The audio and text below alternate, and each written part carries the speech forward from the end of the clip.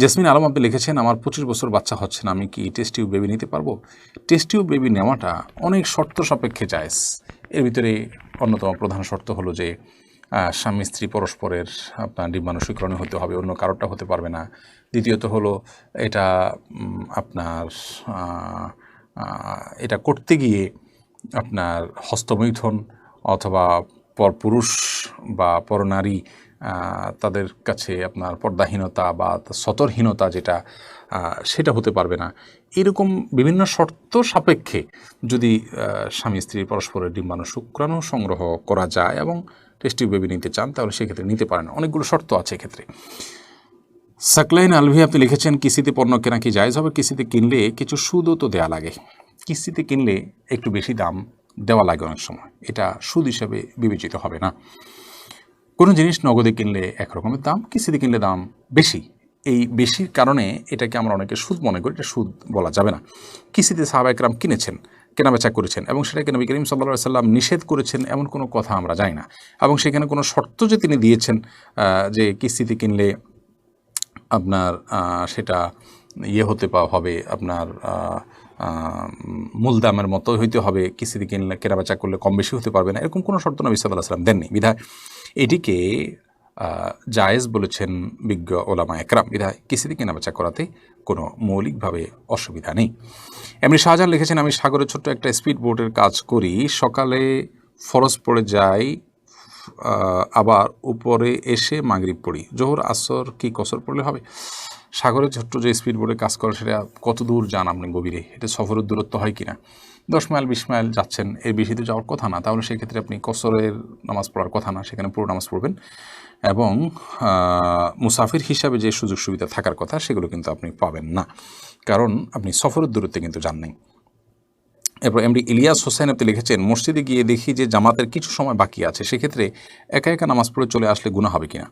মসজিদে গিয়ে যদি দেখেন জামাতের সামান্য কিছু সময় বাকি আছে তাহলে সেক্ষেত্রে আপনি জামাতের জন্য অপেক্ষা করবেন, একা একা নামাজ পড়ে আসবেন কেন? যদি আপনার কোনো যানবাহন ছুটে যাবে মনে হয় এরকম কোনো আশঙ্কা থাকে তাহলে সেক্ষেত্রে আপনি কাউকে সাথে নিয়ে জামাত করে আসতে পারেন, ছোট্ট করে পাশ দিয়ে, মূল জামাতের উপর কোনো প্রভাব সৃষ্টি করবে না। আর না হলে একা একা নামাজ পড়ে আপনি চলে আসতে পারেন যদি এরকম কোনো ওজোর থাকে। প্রায় এরকম করেন আপনি ঠুনকো অজুহাতের ভিত্তিতে, সেরকম করলে সেটা অবশ্যই জায়েজ হবে না। মুশতাক তাহমিদ আমিন আপনি লিখেছেন, ইখতিলাফ আছে এরকম বিধানের ক্ষেত্রে আমরা সাধারণ মানুষ কিভাবে আমল করব? আপনি যেই ফিক বা যে থট ফলো করছেন সেই থট ফলো করে আপনি আমল করবেন ইনশাআল্লাহ বিইذনিল্লাহ। দলিলের ধার বিবেচনা করার মতো ক্ষমতা আপনার না থাকলে আপনি ওলামায়ে কেরামের অনুসরণ করে তাদের ইজতিহাদ বা গবেষণা অনুসরণ করলে ইনশাআল্লাহ আপনার জন্য সেটি যথেষ্ট হবে। আর আপনি যদি দলিলের ধার বিবেচনা করার মতো ক্ষমতা থাকে এবং দলিলের ধার বিবেচনা করে আপনার কাছে কোনোটা সঠিক বা বেঠিক মনে হয় আপনি সেটার উপর আমল করে সেটাও করতে পারেন, কিন্তু সেটা চারটিখানি কথা নয়, সাধারণ কোনো আলেমেরও কাজ নয়, এটার জন্য অগাধ পাণ্ডিত্যের প্রয়োজন।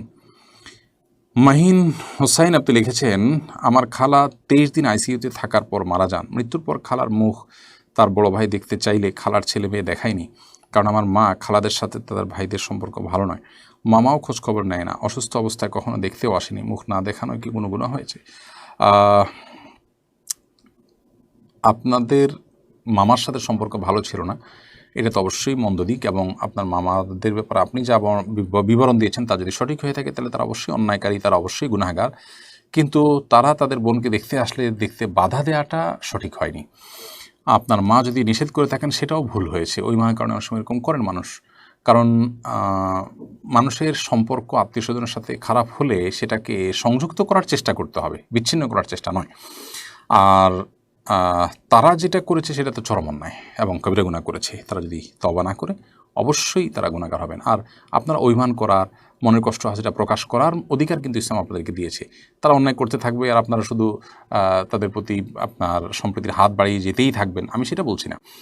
আমি বলছি যে তারা যে এসেছে, আপনারা আপনাদের মনে কষ্টের কথা জাহির করলেন, বোঝালেন, প্রকাশ করলেন, এটুকুই যথেষ্ট। কিন্তু একেবারে মুখ দেখাতে দিলেন না, তাহলে সম্পর্কটা তো আরও দূরে চলে যাওয়ার জন্য কারণ হলো, তাই না? তো সেই চেষ্টাটা না করলে ভালো ছিল। তামান্না আপনি লিখেছেন, আমার ফুফু মারা যাওয়ার আগে ওসিয়ত করেছেন বাবার বাড়িতে কবর দিতে, ওনার ছেলে মেয়ে দেয় নাই, এখন ওনার কবর নিচের দিকে ডেবে যায়, এটা কি ওসিয়ত পূরণ না হওয়ার কারণে এখন করণীয় কি? না, এটার সাথে ওসিয়ত পূরণ না হওয়ার কোনো সম্পর্ক নেই। মৃত ব্যক্তি যদি কোনো ওসিয়ত করেন আর সে যদি ভ্যালিড ওসিয়ত হয়, ভালো বা বৈধ ওসিয়ত হয় শরীর দৃষ্টিকোণ থেকে, তাহলে সে ওসিয়ত পূরণ করাতে কোনো অসুবিধা নেই। আর যদি সেই ওসিয়তের শরিয়া দৃষ্টিকোণ থেকে সে ওসিয়তের বৈধতা না থাকে বা সঠিক ওসিয়ত না থাকে, তাহলে সেক্ষেত্রে সেই ওসিয়ত পূরণ করা আবশ্যক নয়। কিন্তু ওসিয়ত পূরণ করা না করার সাথে কবর ডেবে যাওয়ার কোনো সম্পর্ক নেই। এই কবরকে যাতে ডেবে না যায় তার জন্য ব্যবস্থা গ্রহণ করা যেতে পারে। আর যদি এটা কবর ভেঙে নদী ইত্যাদিতে বিলীন হয়ে যাওয়ার আশঙ্কা থাকে, তাহলে সেগুলো এটাকে স্থানান্তর করে কোনো কবরস্থানে নিয়ে দাফন করতে হবে। জান্নাত আক্তার আপনি লিখেছেন, আমার ঠিক আগের মতো পড়াশোনায় মন বসে না, এখন আমার করণীয় কি? পড়াশোনায় মন না বসলে পড়াশোনায় মন বসার জন্য কারোর কাউন্সেলিং নিতে হবে, কারোর থেকে প্রেরণা নিতে হবে, মূল সমস্যাটা কোন জায়গায় সেটা চিহ্নিত করে সেটা দূর করার চেষ্টা করতে হবে। সেই সাথে আপনার মনোযোগ নষ্ট করার মতো যে বিষয়গুলো আছে আজকাল সোশ্যাল মিডিয়ার অ্যাক্টিভিটিস ইত্যাদিতে অনেক সময় আমরা হয়ে থাকি, আপনার বুধ হয়ে থাকি, সেগুলো থেকে বেরিয়ে আসার চেষ্টা করতে হবে। দূরচ্ছরি বিষয় করে পড়তে হবে এবং ঘুম থেকে ওঠার পর পড়ার অভ্যাস করা, এটা পড়ার জন্য খুব একটা ভালো সময়, সেটি করতে হবে। মোহাম্মদ পিয়াস আপনি লিখেছেন, মসজিদের ভিতরে বসেই ইমাম সাহেবের নামে গীবত করে আবার ওনার পেছনেই নামাজ আদায় করে, এ বিষয়ে যদি একটু বলতেন, তার নামাজ কি হবে সেই ইমামের পিছনে? দেখুন ভাই পিয়াস, এই অন্যায় কাজটি আমাদের সমাজের অনেক মানুষই করছেন এবং তারা এটাকে অন্যায় মনেই করছেন না। আল্লাহ তাআলা ওনাদেরকে হেদায়েত দান করে আমরা দোয়া করি। ইমামের পেছনে সালাত আদায় করছেন, সেই ইমামের পেছনে গিয়ে তার গীবত করছেন মসজিদের মধ্যে, খুবই গর্হিত কাজ, খুবই অন্যায় কাজ। নামাজ তো কাগজে কলমে আদায় হয়ে যাবে, কিন্তু আল্লাহ তাআলার কাছে এই গীবতের কারণে কবিরা গুনাহে লিপ্তকারী হবেন এবং এই নামাজ শুধুমাত্র তাকে নাজাত দিবে না যদি সে এই গীবতের গুনাহ থেকে সরে না আসে। খুবই জঘন্য এবং অন্যায় কথা এটি। এবং ইমাম সাহেবের কোনো ভুল হলে ইমাম সাহেবকে সংশোধনের নিয়তে সুন্দরভাবে নাসিহা করা যেতে পারে, কিন্তু তার পেছনে তাকে নিয়ে সমালোচনা করা সেটা খুবই অন্যায় কাজ, খুবই গর্হিত। এমনিতেই গীবত গুনাহের কথা, এরপর আবার যে ইমামের পেছনে আপনি ইক্তেদা করছেন সেই ইমামের পেছনে সমালোচনা করছেন। আব্দুর রহিম লিখেছেন, ফিলিস্তিনি মুসলমানদেরকে কোনোভাবে সহযোগিতা করতে পারবো, কীভাবে পারবো জানাবেন। আপনি অর্থ সহযোগিতার কথা যদি বলে থাকেন তাহলে সেক্ষেত্রে আমি জানি না তাদেরকে অর্থ সহযোগিতা পৌঁছানোর কোনো সঠিক উপায় আছে কি না। তবে দোয়ার মাধ্যমে সহযোগিতা আমরা করতেই পারি অন্তরস্থল থেকে আল্লাহ তাআলার কাছে।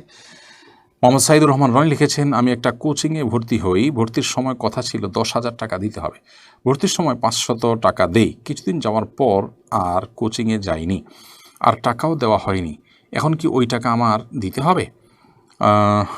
ভর্তির সময় 10,000 টাকা দেওয়ার কথা ছিল, 500 টাকা দিয়েছেন এবং কিছুদিন যাওয়ার পর আর কোচিংয়ে যান নাই, তার মানে আপনি ভর্তি হয়েছেন কিন্তু টাকাটা আপনার বাকি ছিল, তো আপনার টাকাটা দেওয়া উচিত ছিল, এটা আপনার কর্তব্যের অংশ।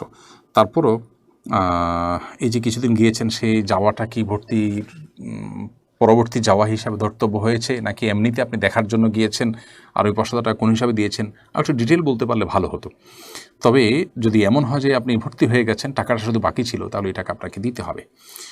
এরপরে ইসা রুহুল্লাহ আইডি থেকে আপনি লিখেছেন, আমার বয়স এখন 24, আমি মনে করি গুনাহ থেকে বেঁচে থাকার জন্য আমার এখন বিয়ে করা জরুরি, কিন্তু আর্থিক সঙ্গতি বা বাবা মায়ের আগ্রহ নেই, এখন আমার করণীয় কী? ইসা, বাবা মাকে আপনার বিবাহের প্রয়োজনীয়তা অন্য কাউকে দিয়ে বোঝানোর চেষ্টা করতে পারেন, এলাকার ইমাম সাহেব বা অন্যদের সহযোগিতা নিতে পারেন। আর আপনিও নিজে উপার্জনের জন্য চেষ্টা করুন, ক্ষুদ্র থেকে ক্ষুদ্র কোনো উপায় থাকলেও আপনি সেটা চেষ্টা করুন। এবং সেই সাথে তৃতীয়ত আপনার জন্য পরামর্শ হলো, গুনাহের পরিবেশ থেকে বাঁচার চেষ্টা করুন। আপনি মেয়েদের সাথে সংস্রব, তাদের সাথে সম্পর্ক, এগুলো থেকে আপনি দূরে থাকুন, তাহলে ইনশাআল্লাহ বিদিনিল্লাহ আপনার গুনাহমুক্ত জীবন রাখা সহজ হবে।